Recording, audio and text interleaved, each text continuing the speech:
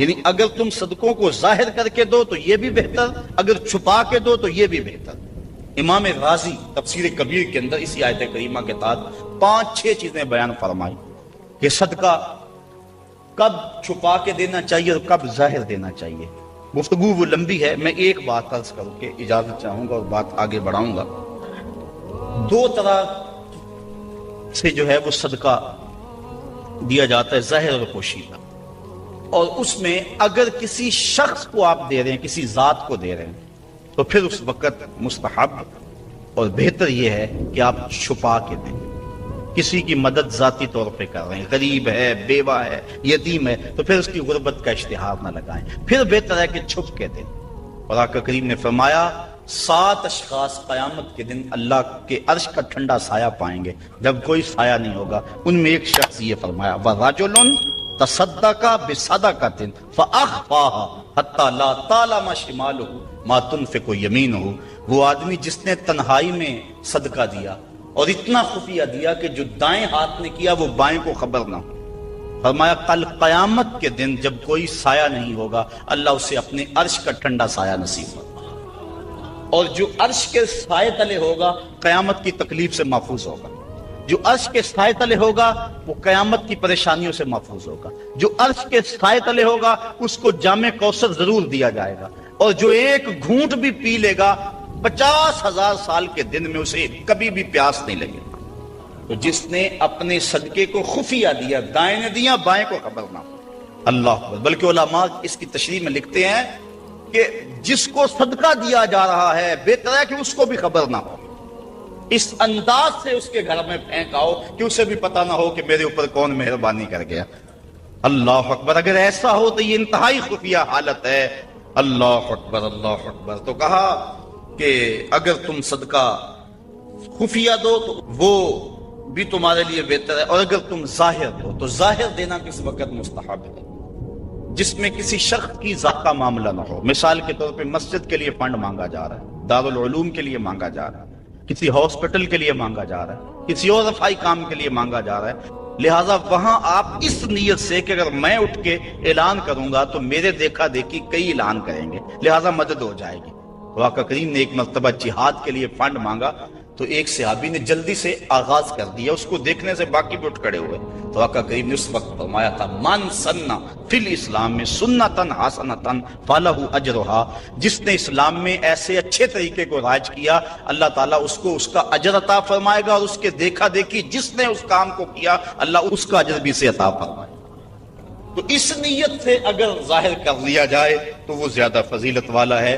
دوسرا، اگر آپ خفیہ کی بجائے اعلانیہ کرتے ہیں تو اس سے آپ کے نفس پر ریاکاری کا امکان پیدا ہو جاتا ہے، تو پھر بہتر یہ ہے کہ ریاکاری سے بچنے کے لیے خفیہ صدقہ کیا جائے تاکہ اللہ تعالیٰ آپ کے اس عمل کی برکت آپ کو نصیب فرمائے، ورنہ ایسا ہوگا کہ ریاکاری سے سب کچھ برباد ہو جائے گا۔ آگے ارشاد فرمائے وَيُكَفِّرُ عَنْكُم مِّن سَيِّئَاتِكُم، اگر تم اللہ کی راہ میں چھپ کے یا ظاہر صدقہ کرو گے تو اللہ کے نزدیک وہ بہتر ہے، اور وہ اس سے تمہارے گناہوں کو اتار دے گا، یعنی صدقہ دینے سے جو ہے وہ گناہ مٹتے ہیں۔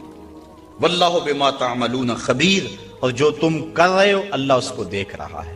نہیں کسی نے دیکھا، جس کو تم نے دیا اس نے بھی نہیں دیکھا، کسی کو نہیں کانوں کان خبر ہوئی، لیکن جس کے لیے دے رہے وہ تو دیکھ رہا ہے۔ اللہ اکبر۔ یہ اپنی اپنی نیت پر منحصر ہے کہ کس کی نیت کیا ہے۔ لیس علیک ہداہم ولکن اللہ یہدی من یشاء، اے حبیب آپ کے اوپر لازم نہیں ہے کہ ان کافروں کو جو ہے وہ آپ ہدایت دیں، بلکہ اللہ جس کو چاہتا ہے ہدایت دے دے۔ یہ کفار کو صدقہ دینے کے جواز پر آیت نازل ہوئی۔ صحابہ صدقہ اپنا دیتے تھے، اپنوں کو مسلمانوں کو بھی، لیکن ان کے رشتہ دار کافر بھی ہوتے جو پریشان ہوتے، تو دل میں آتا یہ کافر ہیں، تو اللہ تعالیٰ نے اجازت دی کہ ان کو بھی آپ دے سکتے ہیں۔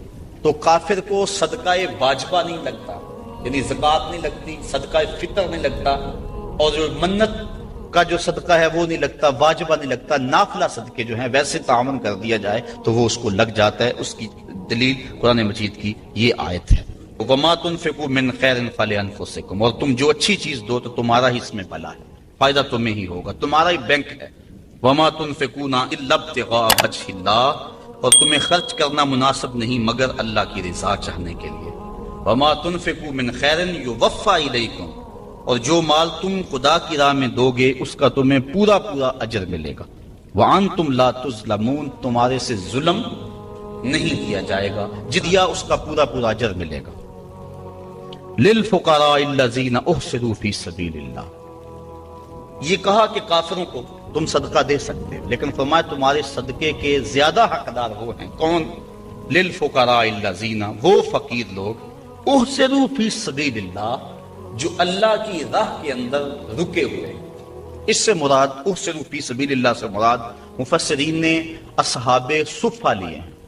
یہ 400 کے قریب صحابہ تھے، 300 سے لے کر 400 تک ان کی تعداد مختلف روایات میں آئی ہے۔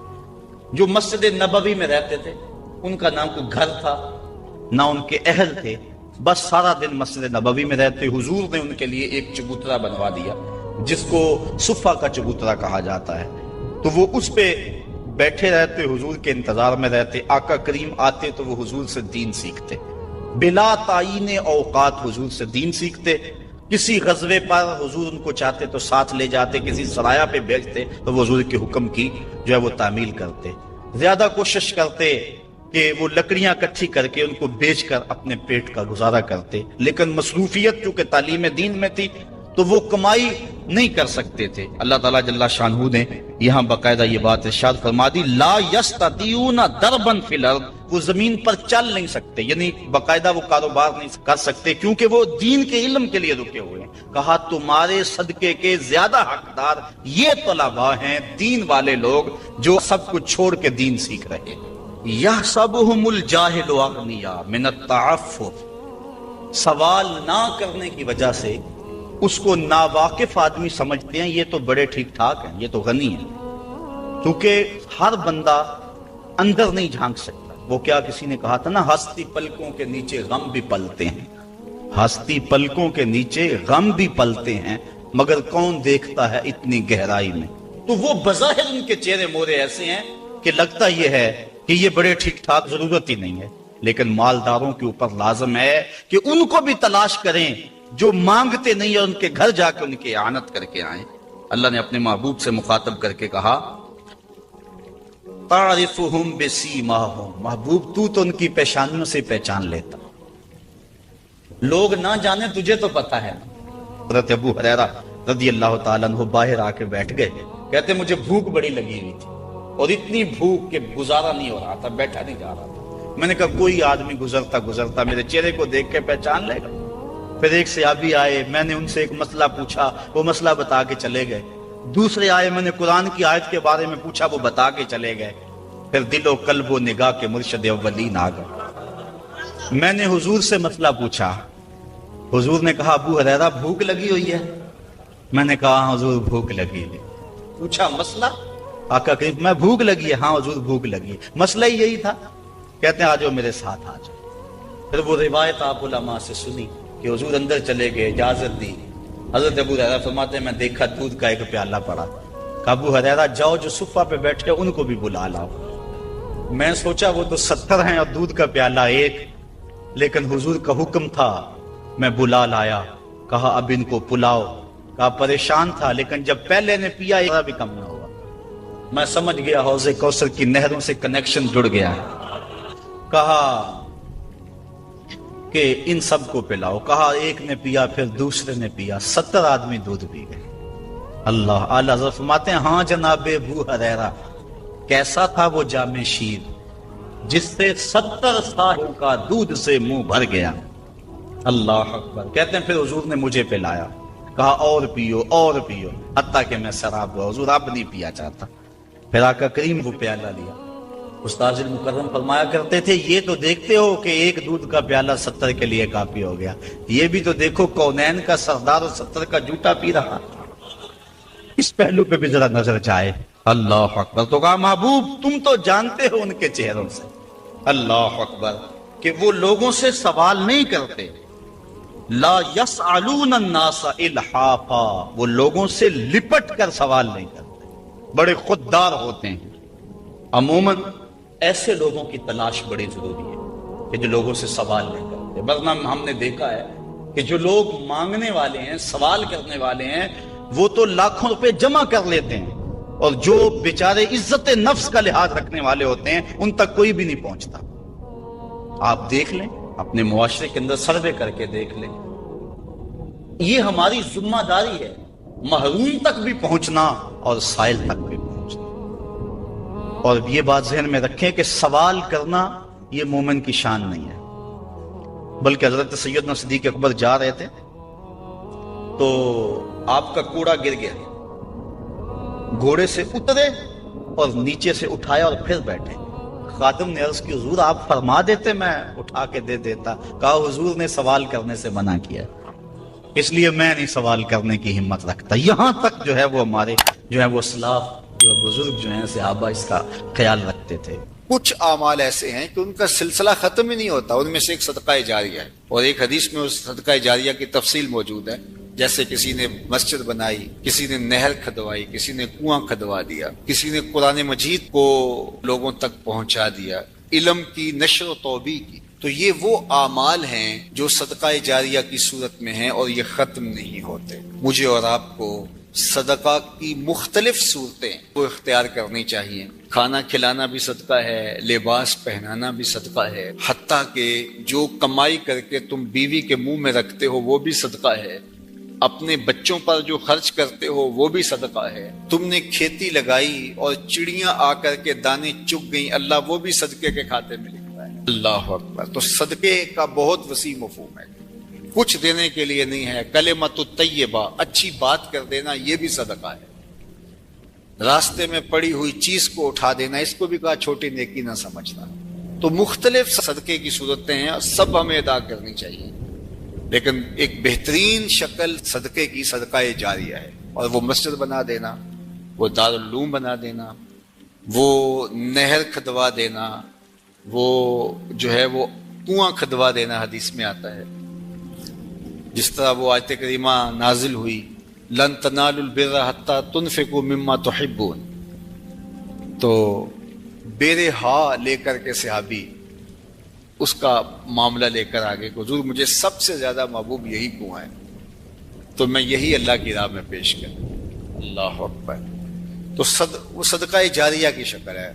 دور موجود کے اندر جن علاقوں میں پانی نہیں ہے، آر او پلانٹ وہاں لگا دینا، یہ کنواں کھدوانے کا دور موجود کے اندر ایک منظم طریقہ ہے۔ بلکہ ہمیں نیت کرنی چاہیے۔ میں تو پچھلے دن کہیں تھا تو تقریباً اہل خیر بیٹھے تھے، تو میں نے کہا تھا کہ آپ کو بھی کہتا ہوں، اور میں خود بھی اس کی نیت کی ہے، اور انشاءاللہ اللہ نے توفیق دی تو ہوگا بھی، کہ ہر شخص ہم میں سے ارادہ کرے، جس کے پاس مال ہے وہ تو کرے ہی کرے، جس کے پاس مال نہیں ہے وہ بھی کرے، اللہ اس کو مال دے گا۔ ہر شخص ارادہ کرے کہ میں زندگی میں کم از کم ایک مسجد تو بنواؤں گا، میں زندگی میں ایک جامعہ تو بنواؤں گا۔ تو یہ اگر ہم نیت کر لیں تو نیت المومن خیر من عملہ، تو اس کا ثواب آج سے ہی شروع ہو جائے گا۔ نیت وہ والی نہیں ہے کہ جب مال ہو تو پھر نیت ٹوٹ جائے۔ کچھ نیتیں ایسی ہوتی ہیں بندہ پہلے نیت کرتا ہے جب مال نہیں ہوتا۔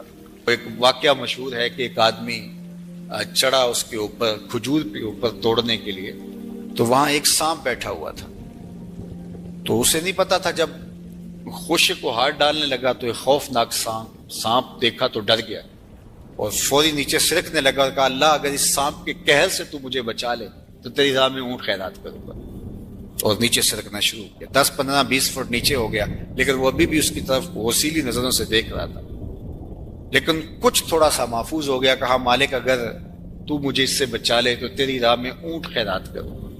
یوں اترتے اترتے نصف تک آ گیا اور سانپ کا خطرہ بھی ٹلا نہیں ہے، تو کہنے لگا اللہ اگر تو مجھے اس سانپ سے بچا لے تو تیری راہ میں بکری خیرات کروں گا۔ پھر زمین کے تھوڑا سا قریب آ گیا اور کہنے لگا اللہ تو اگر اس سانپ سے مجھے بچا لے تو مرغی دوں گا، اور پھر چھلانگ لگاتے ہوئے کہا مالک میرے گھر میں ایک انڈا پڑا ہے وہی تیری راہ میں جا کے خیرات کر دوں گا۔ تو اونٹ سے چلا اور معاملہ انڈے تک پہنچا۔ یہ صادق النیہ نہیں ہے۔ اللہ کے محبوب علیہ السلام نے حضرت ابو کبشہ الانماری سے ایک روایت ہے، اس میں فرمایا لوگ 4 طرح کے، ان میں سے دوسری قسم کے لوگوں کا ذکر فرمایا وَرَجُلٌ رَزَقَهُ اللَّهُ عِلْمًا وَلَمْ يَرْزُقْهُ مَالًا، وہ شخص جس کے پاس مال نہیں ہے لیکن اللہ اس کو شعور دیا ہے، فہم دیا ہے، علم دیا ہے. آگے لفظ ہے فہو صادق النیہ، لیکن وہ نیت کا بھی سچا ہے. وہ کہتا ہے کہ اگر میرے پاس مال ہوتا لعملت بعمل فلان، تو جو مالدار لوگ اللہ کی راہ میں خرچ کر رہے ہیں میں بھی ایسے ہی کروں. اور وہ ایسے اوپر سے نہیں کہہ رہا جب مال آ جائے تو پھر جائے. فرمایا وہ صادق النیہ، وہ نیت کا سچا ہے، اگر مال آتا تو کرتا.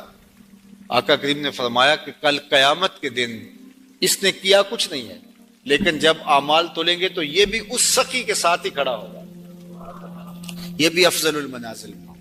تو نیت کر لینی چاہیے کہ صالح اعمال بجا لائیں، صدقہ کریں، اور صدقہ جاریہ میں مجھے آپ کو سچے دل سے اگر اللہ نصیب کر دے تو پھر یہ کوئی مشکل نہیں ہے، اور یہ سب کچھ یہاں رہ جانا ہے.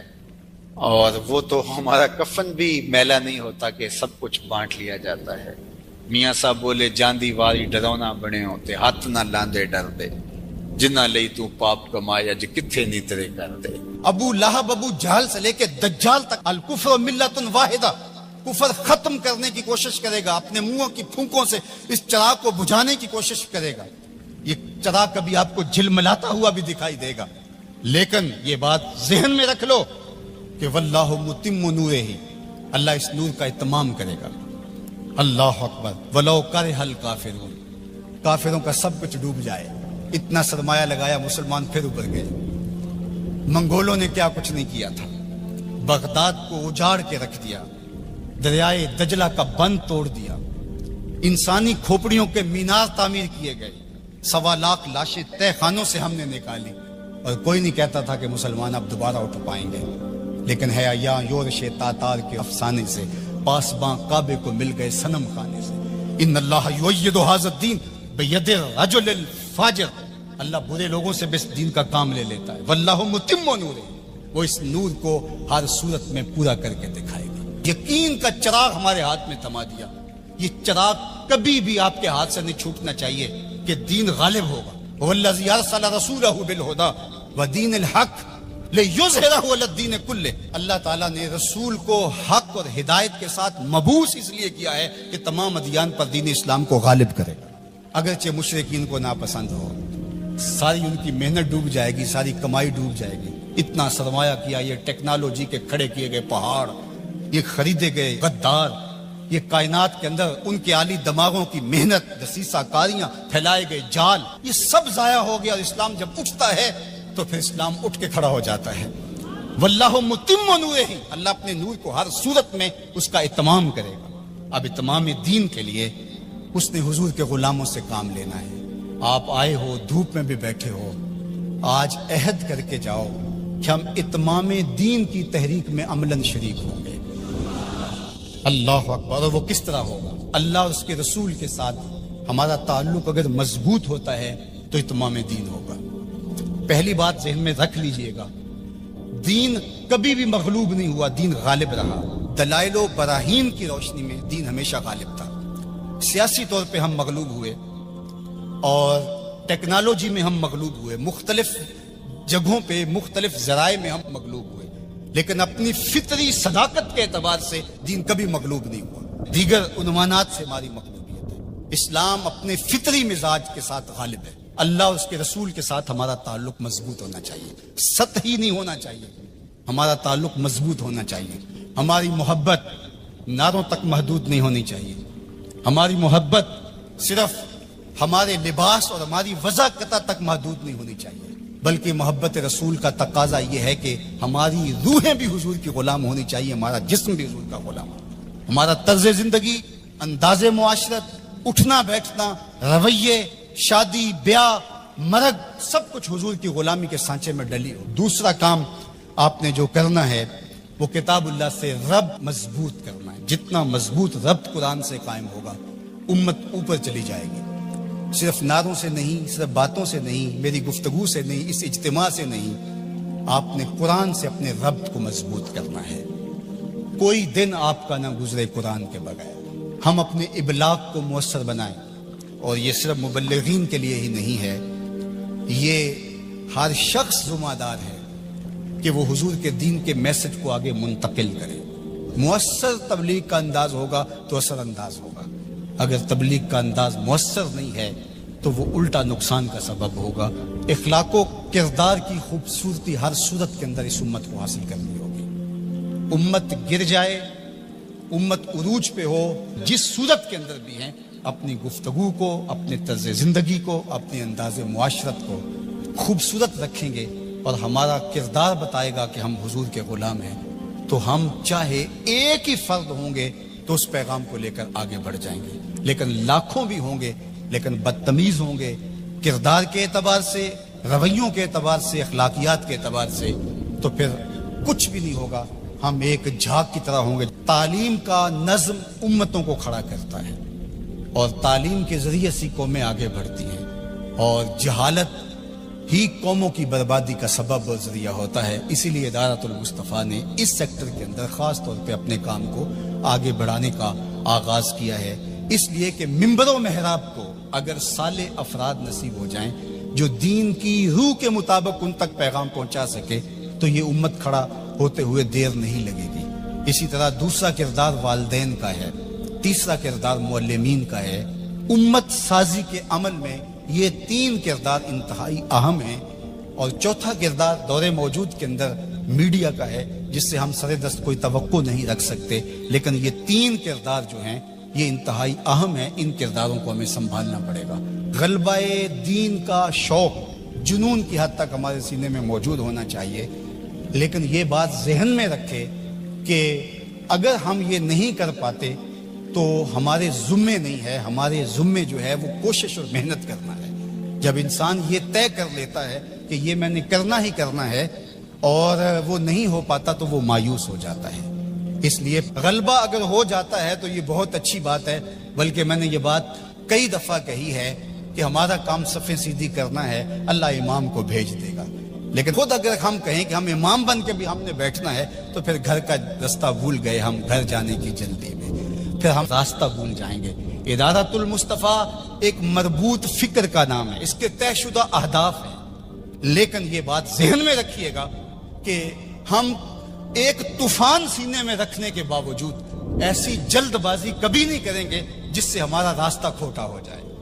ہم سمجھتے ہیں، اور اس وقت جو دکھ پھیلے ہوئے ہیں، امت جس درد میں مبتلا ہے، ایک وقت تھا اس زمانے میں ہم بھی کہتے تھے کوئی شہر دے لوگ بھی ظالم نے، کوئی سانو مرن دا شوق بھی ہے، وہ شوق فراواں مرنے کا سینے میں موجود ہے، لیکن آج میں یہ بھی کہنا چاہوں گا کہ اے اشک آہستہ بریز کہ غم زیادہ است، اے آنسو ہولے ہولے برسو غم زیادہ ہیں، اے شمع آہستہ بسوز کہ شب دراز است۔ رات بہت لمبی ہے، رات بہت تاریک ہے، اس شمع کو بچا بچا کے جلانا ہے، کہیں بجھ نہ جائے یہ چراغ اور بات آدھی رات اندھیرے میں ڈوب جائے۔ اگر تم چراغ ہدایت ہو، اگر تمہارے دم سے اجالے ہیں، اگر تمہاری وجہ سے اللہ کی مخلوق خیر کی راہوں کو اختیار کر رہی ہے، اگر تم امت کی ضروریات کو سمجھنے کی صلاحیت رکھتے ہو تو پھر ہولی ہولی جلو، اس لیے کہ شب دراز است، رات بہت لمبی ہے، اس لیے ہولے ہولے آہستہ آہستہ منزل کی طرف بڑھتے جاؤ۔ ہاں اٹھنے والا قدم رہے منزل کی طرف، چونٹی کی چال پہ بھی چلو گے تو منزل پہ پہنچ جاؤ گے۔ امت کے تصور کو ہمیشہ اجاگر رکھنا، حضور کی امت بن کے رہنا۔ آپ اپنی شناخت کو، آپ کی علاقائی شناخت ہے، آپ کی مسلکی شناخت ہے، آپ کی خاندانی شناخت ہے، آپ کی جو بھی شناختیں ہیں ان شناختوں کو باقی رکھو۔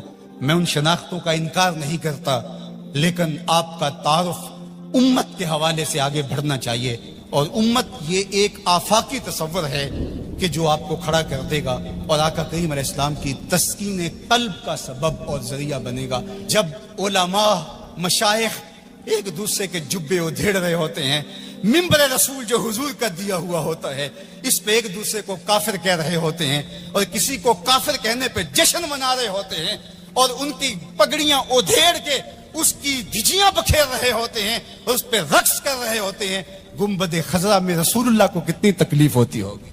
تو اس لیے امت بن کے رہو، بکھر کے نہ رہنا۔ سیاسی شعور اچھی طرح سے آپ کے اندر ہونا چاہیے۔ ہم انتخابی سیاست سے گریز اس لیے کرتے ہیں کہ اس کا نتیجہ ہماری آنکھوں کے سامنے ہے کہ کہ 70 سال میں کچھ نہیں ملا، تو آئندہ ہم جو میسر ہے وہ ہم جو کر رہے ہیں وہ بھی کیوں چھوڑ بیٹھیں؟ اس لیے کہ جو میں کر رہا ہوں اس سے حقیقی سیاسی شعور پیدا ہوگا، رجال کار پیدا ہوں گے، افراد سازی کے عمل سے ہم گزر رہے ہیں۔ وہ ایک زمانے میں مجھے کسی نے کہا کہ آپ ضرور آئیے، اور بڑی ہی محبت کا اظہار کیا اور بہت سبز باغ بھی دیے۔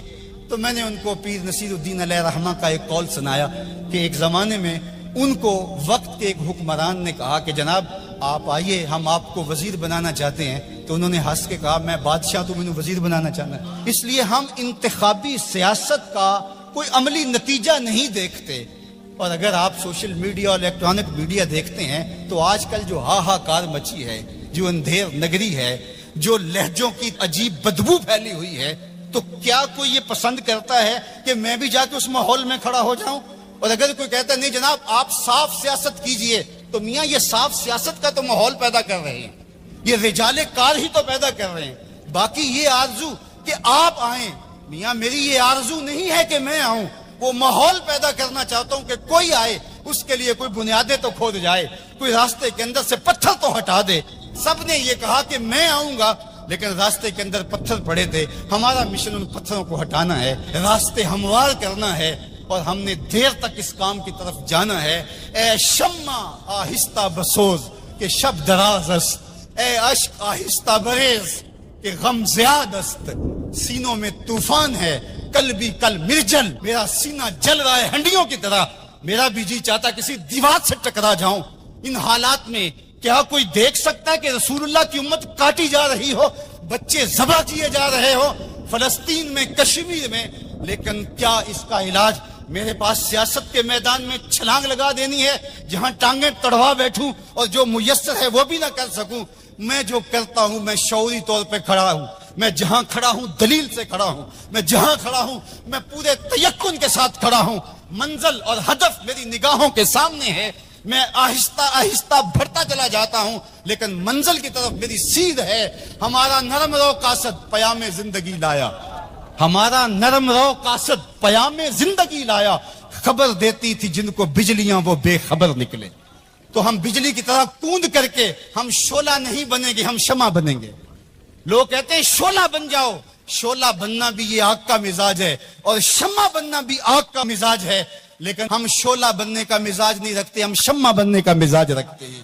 اے شمع آہستہ بسوز کہ شب دراز است، اے اشک آہستہ بریز کہ غم زیاد است۔ کمایا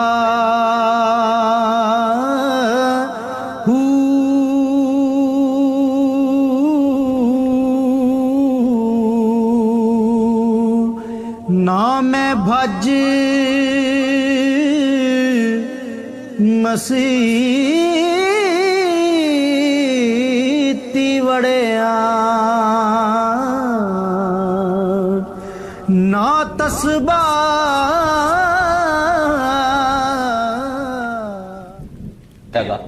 اس کے پاس دولت بہت ساری تھی لیکن بچے چھوٹے چھوٹے تھے۔ اس نے تھیلے کے اندر سونا ڈالا کہ یہ کسی کے سپرد کر جاؤں کہ میرے بچے بڑے ہوں تو ان کو دے دے۔ سوچا غریب کو دیا تو وہ سنبھال نہیں سکے گا، بچوں کو دیا تو وہ ضائع کر دیں گے۔ ایک دوست تھا اس کا امیر ترین، اس کو کہا کہ میاں یہ سونا اور تھیلا ہے، ساتھ وصیت نامہ لکھا، جب میرے بچے بڑے جوان ہو جائیں، بالغ ہو جائیں تو جو تیرا جی چاہے ان بچوں کو دے دینا۔ یہ اس نے وصیت کی اور وہ سب کچھ اس کے سپرد کیا۔ بچے جوان ہوئے، اس نے لوگوں کو بلایا، بچوں کو بلایا، سونا تھیلا سب کچھ سامنے رکھا، وصیت نامہ پڑھا کہ ان کے باپ نے جب مرتے ہوئے مجھے یہ سونا تھیلے میں ڈال کر دیا تو ساتھ یہ وصیت نامہ لکھ کر دیا کہ جب میرے بچے جوان ہوں گے جو تیرا جی چاہے بچوں کو دے دے۔ تو اس نے سونا اپنے پاس رکھ لیا اور خالی تھیلا بچوں کو دے دیا۔ اب سارے کہیں ظلم ہوا ہے، یتیموں کے ساتھ ظلم ہوا ہے، لیکن کریں کیا کہ وصیت نامہ ہی ایسا تھا، نہ عدالتی چارہ جوئی ہو سکتی ہے، نہ اس کو کہا جا سکتا ہے۔ سارے کہیں ظلم ہوا، علماء سے پوچھا کہا ظلم ہوا، لیکن کیا کہا جا سکتا ہے؟ وصیت نامہ کے اندر بات ہی ایسی تھی کہ اس نے زیادتی کی ہے اور سب کچھ خود رکھ لیا۔ امام اعظم امام ابو حنیفہ سراج الامہ امام الائمہ، آپ کی خدمت میں لوگ حاضر ہوئے کہ یوں یتیموں کے ساتھ یہاں زیادتی ہوئی لیکن وصیت نامے کی عبارت اس طرح کی تھی، اس لیے کوئی بول بھی نہیں سکتا، آپ کو ارشاد فرمائیں۔ کہا دوبارہ سب لوگوں کو جمع کر لو، اسے بھی بلا لو، بچوں کو بھی بلا لو۔ بلا لیا گیا، کہا میاں وصیت نامہ پڑھو۔ وصیت نامہ پڑھا گیا کہ یہ سونا ہے، تھیلے میں ڈال کے تجھے دے رہا ہوں، جب میرے بچے جوان ہو جائیں گے جو تیرا جی چاہے وہ بچوں کو دے دینا۔ آپ نے فرمایا پھر پڑھو، اس نے پھر پڑھا۔ کہا اب تم بتاؤ تمہارا جی سونے کو چاہ رہا ہے یا تھیلے کو چاہ رہا ہے؟ اس نے کہا میں تو سونا رکھنا چاہتا ہوں۔ کہا وصیت نامہ پڑھو، وصیت میں ہے جب بچے جوان ہوں گے جو تیرا جی چاہے وہ بچوں کو دے دے۔ اب تیرا جی تو سونے کو چاہ رہا ہے، اور وصیت میں لکھا بھی یہ ہے کہ جو تیرا جی چاہے وہ بچوں کو دے دے، لہٰذا سونا دینا، بچوں کو تھیلا رکھ خود۔ تو امام اعظم نے اس طرح ان یتیموں کی مدد فرمائی تو کہا لن تنالوا البر حتی تنفقوا مما تحبون، تم اتنی دیر تک نیکی کی حقیقت کو نہیں پہنچ سکتے جب تک اس کو تم اللہ کی راہ میں خیرات نہ کرو جس کو تم خود پسند کرو۔ اللہ مما تحبون، تو انسان اس کو راہ خدا میں خیرات کرے جس کو خود پسند کرتا ہے۔ اور آگے فرمایا وَعَلَمُوا، اور جان لو ان اللہ غنی حمید، اللہ غنی بھی ہے اور سراہا ہوا بھی ہے، اسے تمہارے مالوں کی ضرورت نہیں ہے، وہ ان غریبوں کو خود بھی تو دے سکتا تھا نا، تمہاری ڈیوٹی لگائی کہ تم دینا، وہ خود بھی تو دے سکتا تھا، لیکن یہ تمہاری آزمائش، ان کی آزمائش اور تمہاری آزمائش۔ اب دیکھتے ہیں کون اپنی آزمائش میں پورا نکلتا ہے۔ الشیطان یعدکم الفقر ویامرکم بالفحشاء، شیطان تمہیں اندیشہ دلاتا ہے محتاجی کا، اگر تم نے اللہ کی راہ میں دیا تو تم محتاج ہو جاؤ گے، تمہارے پاس اتنی دولت نکل جائے گی۔ وَيَأْمُرُكُمْ بِالْفَحْشَاءِ، اور تمہیں بے حیائی کا حکم دیتا ہے۔ بے حیائی سے یہاں مراد علماء تفسیر فرماتے ہیں بخل ہے، کنجوسی ہے، اور کنجوسی کو بے حیائی اس لیے کہا گیا کہ اس سے بڑی کیا بے حیائی ہوگی کہ غریب نانے شبینہ کو ترستا ہو اور امیر دولت کو سنبھال کے بیٹھ جائے، یہ بے حیائی نہیں ہے تو اور کیا ہے؟ وہ کیا کسی نے کہا تھا گندم امیر شہر کی ہوتی رہی خراب، بچی مگر غریب کی فاقوں سے مر گئی۔ تو اس سے بڑی بے حیائی کیا ہوگی کہ ایک گھر میں گھی کے چراغ جلتے ہوں، ایک گھر کے اندر فضول خرچیوں پر مال لنڈھائے جا رہے ہوں، اور دوسری طرف بیوہ کی یتیم بچیاں گھر میں بوڑھی ہو رہی ہیں، اور کوئی ان کا رشتہ قبول نہ کرتا ہو کہ ان کے پاس دینے کے لیے کچھ نہیں ہے، اور ہم پیسے اڑا دیں اپنے نفس کی خواہش کے لیے جو ہے وہ لاکھوں روپے خرچ کریں اور اپنی گلی میں ان غریبوں اور یتیموں کا لحاظ نہ رکھیں، تو اس سے بڑی بے حیائی اور کیا ہو سکتی ہے؟ اللہ تعالیٰ نے بخل کو جو ہے وہ فحشاء کے ساتھ تعبیر کیا کہ شیطان تمہیں بے حیائی کا حکم دیتا ہے۔ واللہ یعدکم مغفرۃ منہ وفضلا، اور اللہ تمہیں مغفرت کا اور اپنی جناب سے فضل کا وعدہ دیتا ہے، تم اس کی راہ میں خرچ کر کے تو دیکھو وہ تمہارے گناہوں کو معاف کر دے گا، اور جب تم اس کی راہ میں خرچ کرو گے تو اس کا فضل ہوگا، یعنی تمہارا مال کم نہیں ہوگا۔ عقل یہی کہتی ہے، شیطان بھی یہی وعدہ دیتا ہے، اور اکاؤنٹنٹ سے پوچھو تو وہ بھی کہتا ہے کہ اتنے خرچ کرو گے تو اتنے کم ہوں گے، کیلکولیٹر بھی یہی حساب دیتا ہے، لیکن اللہ کہتا ہے میں وعدہ دیتا ہوں فضل کا، تم خرچ کر کے دیکھو تمہارے مال بڑھا دوں۔ اور میں ایک مثال دیا کرتا ہوں، پرانے دور میں یہ ہم نے بھی دیکھا ہوا دور کہ کنویں سے پانی نکال کر کھیتوں کو ہم سیراب کیا کرتے تھے، پھر دیکھتے دیکھتے ٹیوب ویل آ گئے تو ان سے پانی ہم اپنے کھیتوں کو دینے لگے۔ وہ جو کنویں تھے ان کو باقاعدہ بند نہیں کیا، لیکن اب کہیں کوئی پرانا کنواں ہو تو وہاں جا کر دیکھو، ایک تو پانی بہت نیچے جا چکا ہے، دوسرا ڈول ڈال کر نکالو گے تو گندا ہو چکا ہے، سونگو گے تو بدبودار ہو چکا ہے۔ پانی وافر تھا، شفاف تھا، کثیر تھا، پاکیزہ تھا، لیکن اب وہی پانی نیچے بھی چلا گیا، نہ اس کی فراوانی رہی، نہ اس کی تازگی رہی، نہ اس کا وہ شفاف پن رہا۔ کیوں؟ اس لیے کہ جب وہ کنواں اپنا باہر دیتا تھا نیچے سے سوتے پھوٹتے تھے، جتنا لٹاتا تھا اللہ اور دے دیتا تھا، جب اس نے باہر دینا چھوڑ دیا اللہ نے اس کو عطا کرنا چھوڑ دیا۔ اس لیے اس کی راہ میں دیتے جاؤ گے اللہ خزانوں کے منہ تمہارے لیے کھول دے گا، تمہارے مال میں خدا کی راہ میں دینے سے کبھی کمی نہیں آئے گی۔ اگر کسی کا مال کم ہوا ہے، کاروبار لوگوں کے دیکھیں ہم نے، بڑے بڑے کاروبار اس میں ختم ہو جاتے ہیں، تلک الایام نداولها بین الناس، دن پلٹتے رہتے ہیں، آج اور کل کیفیت اور۔ اس کی وجہ یہ نہیں ہے کہ اس نے راہ خدا میں لٹایا تو اس لیے ایسا ہوا، اس کی وجہ اور ہے۔ اس لیے راہ خدا میں جتنا مرضی مال دو گے کم نہیں ہوگا، بلکہ اللہ تعالیٰ وعدہ دیتا ہے کہ تم اس کے راہ میں دو گے تمہارا مال بھی بڑھا دوں گا اور تمہاری بخشش بھی فرما دوں گا۔ اللہ اکبر۔ یؤتی الحکمت من یشاء، یہ ساتھ ہی ذکر تھا مال کے خرچ کرنے کا، یہاں ذکر حکمت کا کر دیا، وہ جسے چاہے حکمت دے دیتا ہے۔ مطلب کیا؟ راہ خدا میں خرچ کرنے کا جذبہ یہ بڑی دانائی کی بات ہے۔ وَمَن يُؤْتَ الْحِكْمَةَ فَقَدْ أُوتِيَ خَيْرًا كَثِيرًا، اور جس کو حکمت دی گئی اس کو بہت ساری بھلائی دی گئی۔ وَمَا يَذَّكَّرُ إِلَّا أُولُو الْأَلْبَابِ، اور نہیں نصیحت پکڑتے مگر عقل والے۔ بے وقوف نصیحتیں نہیں پکڑتے، عقل والے نصیحتیں پکڑتے ہیں۔ وَمَا أَنفَقْتُم مِّن نَفَقَةٍ أَوْ نَذَرْتُم مِّن نَذْرٍ، اور جو تم خرچ کرو یا کوئی نظر مانو، بے شک اللہ فَإِنَّ اللَّهَ يَعْلَمُ، بے شک اللہ اسے جانتا ہے۔ وَمَا لِلظَّالِمِينَ مِنْ أَنصَارٍ، اور ظالموں کا کوئی مددگار نہیں ہے۔